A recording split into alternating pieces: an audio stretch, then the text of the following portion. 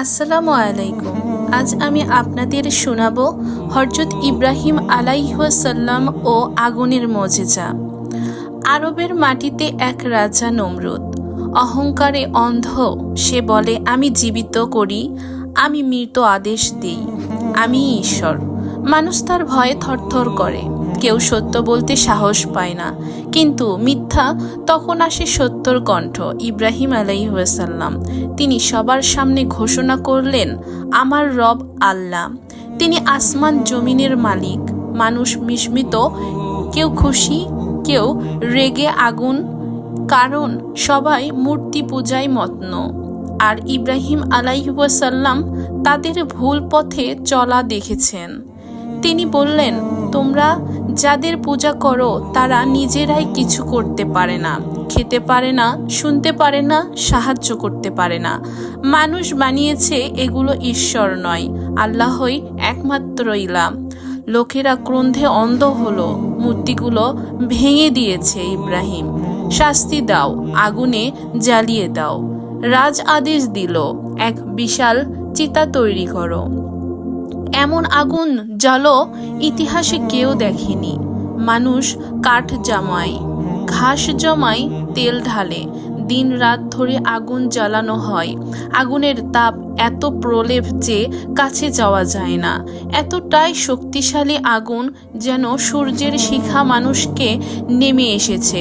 ইব্রাহিম আলাইহিস সালামকে বেঁধে আনা হলো। জনতা চিৎকার করছে, কেউ বাগ্ধ করেছে, কেউ উৎফুল্ল হয়েছে।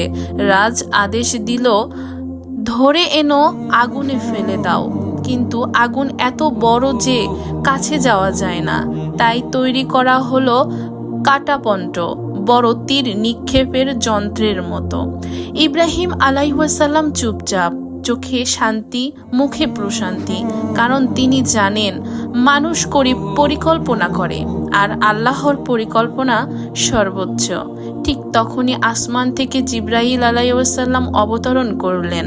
তিনি বললেন, ইব্রাহিম, কোনো সাহায্য চাই? ইব্রাহিম আলাইহিস সালাম হাসলেন, তোমার কাছ থেকে নয়, আমার রব আমার অবস্থান খবর রাখেন, এটাই যথেষ্ট। এটাই ইমানের চূড়ান্ত সৌন্দর্য। তারপর তাকে ছুঁড়ে ফেলা হলো জ্বলন্ত আগুনে। মানুষের চোখ বিস্ময় স্থির। আগুনের তাপে সবাই দূরে দাঁড়িয়ে, আগুন যেন দুনিয়ায় গিলে ফেলছে। আর তখন আল্লাহর আদেশ নামলো আকাশ থেকে, হে আগুন, ইব্রাহিমের জন্য ঠান্ডা ও শান্ত হয়ে যাও। মুহূর্তেই আগুন শান্ত হয়ে গেল, ঠান্ডায় পরিণত হলো। যেখানে আগুন ভস্ম করে দেয়, সেখানে ইব্রাহিম আলাইহিস সালাম বসে আছেন, ঘাসের উপরের মতো শান্ত, মেহেদি পাতার ছায়ার মতো ঠান্ডা। লোকেরা হতবাক, নমরুদ মাথা নিচু করে। সেটা ছিল দিন। সেদিন দুনিয়া দেখল, কেউ আল্লাহর সিদ্ধান্ত বদলাতে পারে না। ইব্রাহিম আলাইহিস সালাম বেরিয়ে এলো হাসি মুখে। তিনি বললেন, আমি আল্লাহর উপর ভরসা রাখি, আর আল্লাহ তাকওয়ার লোকদের রক্ষা করেন। ধন্যবাদ আমার ভিডিওটি দেখার জন্য। আশা করি আমার এই ভিডিও থেকে আপনারা কিছু শিক্ষামূলক বিষয় পেয়েছেন। যখন পুরো পৃথিবী তোমাকে ফেলে দেয়, তখন আল্লাহ তোমাকে ধরে রাখেন। শুধু ঈমান অটুট রাখো। সবাই আমার ভিডিওটি যদি ভালো লেগে থাকে, চ্যানেলটিকে অবশ্যই সাবস্ক্রাইব করে পাশে থাকবেন।